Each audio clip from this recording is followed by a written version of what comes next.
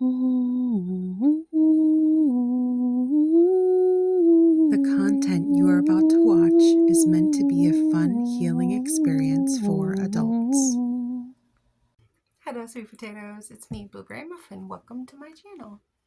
Today we are creating one of my dream toys. I still haven't been able to buy one, so I thought I'd try to make one. I tried to make a softer version out of plastic, but I didn't have enough fabric to make it the way I want it to be. So we're just gonna go for a Mod Podge painty idea. These are the images. The images based on, the toy that I want. All right, let's get this video started and you can see what I mean. Making it similar to the way that I made my blocks. Okay, we're going to start with a main box. I'm going to need two because I want to take this part off of one and use that, and then the rest will go to the side. And then we've got Mod Podge, coloring pencils, glue stick, scissors, pencils, pens, this masking tape stuff. Yep, and I got paper and something to put it on. Also, bandanas or scarves of any type that you want, and probably hot glue. Nipping this off now along the line and then taking off the extra little lip at the bottom. I covered the open edges with the masking tape, and then I cut the bottom off, leaving just a little ledge all the way around so that I can then glue this on after I figure out the shape I want here. I want it to look more like a real tissue box, so I'm going to do that weird long oval look. It's not even, and I had to do tiny snips so that this wouldn't buckle, but I'm really happy that it didn't. It's still one big sturdy piece. Now I'm going to take the masking tape and try to clean up the edges. I'm laying it down on the side that's going to be facing up so it's less likely to do that wrinkle, or if it does the wrinkle, it's going to be on the inside of the box where you won't even see it. And two long pieces here, and then I'm probably going to be doing small pieces around the edges. Around these edges.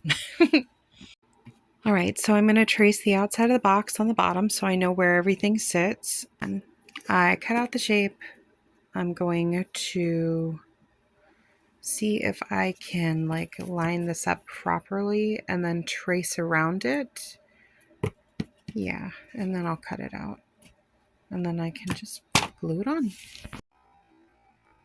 I'm not going to worry about the edges. I'm just going to tape it all down after I use this. This will get it to stick without making it bubble. So when I put the Mod Podge over this, it'll have an easier time looking nice and neat and not bubbly.